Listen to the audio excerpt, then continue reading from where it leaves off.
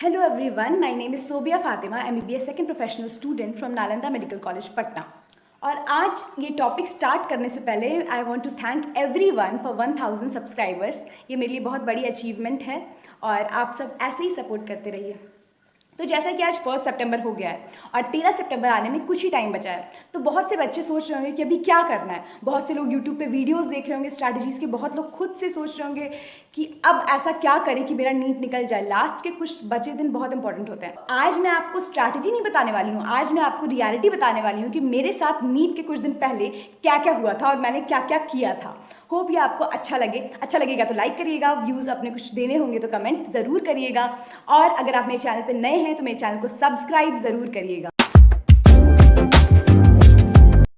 अभी मेडिकल निकालने के बाद तो बहुत बोल देते कि अच्छा मैंने ये सब किया था, लेकिन सबको पता है कि उस टाइम नीट के कुछ दिन पहले सबकी हालत रियलिटी में ख़राब ही होती है।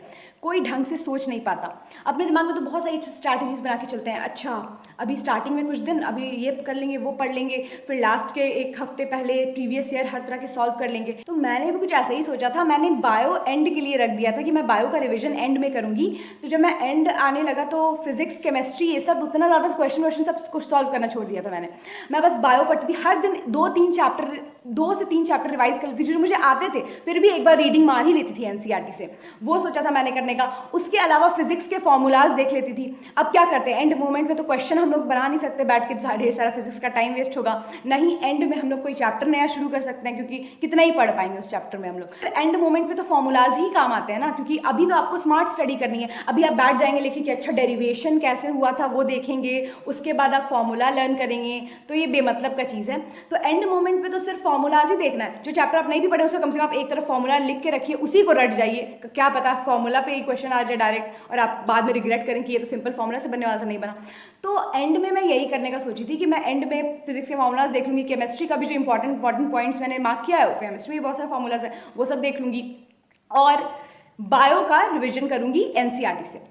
तो मैंने जैसा कि सोचा था कि मैं लास्ट के एक हफ्ते सिर्फ होल सिलेबस क्वेश्चन सॉल्व करूंगी।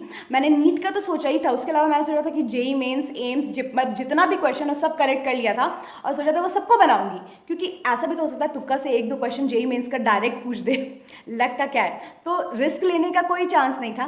तो मैंने सोचा था ऐसा ही, लेकिन फिर ऐसा क्या हुआ कि एंड मोमेंट पे आज सुबह एक चैप्टर रिवाइज किया बायो का और रात में वापस रिकॉल करना चाहा तो लगा कि जा ये तो मुझे याद ही नहीं है। फिर लगा कि ऐसे तो जितने भी चैप्टर मैंने पढ़े फिजिक्स, केमिस्ट्री, बायो में सब मैं भूल जाऊंगी। सब रिकॉल करने की कोशिश करी थी, कुछ नहीं आ रहा था। फिर तो लगा भग, जो पढ़ रहे हैं भूल जा रहे हैं, जो पढ़ रहे हैं भूल जा रहे हैं। ऐसे होगा तब तो एग्जाम में 0 अंडा आएगा।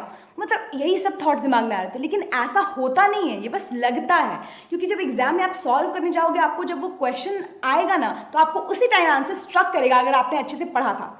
तो वो टेंशन नहीं लेना कि मैं पढ़ रही हूँ भूल जा रही हूँ, ऐसा कुछ है। मुझे भी ऐसा बहुत ज़्यादा फील होता था कि मैं तो पूरा भूल गई हूँ, स्पेशली बायो में, कि मैंने तो ये कल ही पढ़ा था, आज तो मेरे से क्वेश्चन बन ही नहीं रहा। और उसी चक्कर में पैनिक कर जाते हैं, डिमोटिवेट हो जाते हैं, नेगेटिव हो जाते हैं अपने आप को लेके कि नहीं निकलेगा। ऐसा कुछ नहीं होता है।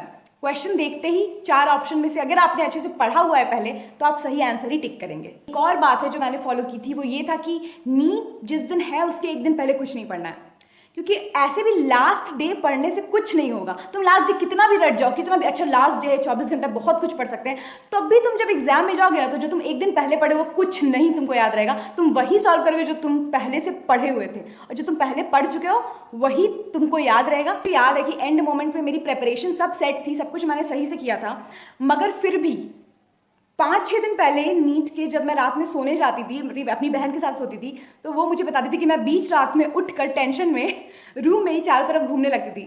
मतलब नींद में या फिर अपने में टेंशन के मारे। मुझे भी याद है कि मैं सो नहीं पाती थी ढंग से, उठ के बैठ जाती थी रात में ही और चलने लगती थी रूम में ही।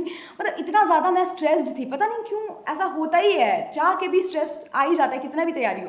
मेरी बहन 1-2 दिन देखी, लेकिन बाद में वो बहुत ज़्यादा डर गई, तो वो मम्मी को बुला ली कि नहीं आप इसके साथ सोइए, इसको अच्छे से, ये पता नहीं बहुत ज़्यादा टेंशन में है। तो मेरी मम्मी मुझे समझाती थी कि देखो ऐसा कुछ नहीं है, तुम अच्छे से पढ़ी हो तो तुम्हारा अच्छा ही जाएगा, बेकार का स्ट्रेस लेकर क्या करोगी, अच्छे से सो, क्योंकि तुमको अभी अपना हेल्थ का भी बहुत ज़्यादा ध्यान देना है। तुम अगर अभी अपना हेल्थ का ध्यान नहीं दिया और एग्जाम के दिन ही तुम बीमार पड़ गई तो क्या तुम्हारा फायदा इतना बढ़ने का। तो अभी तुम अपनी हेल्थ पे ध्यान दो।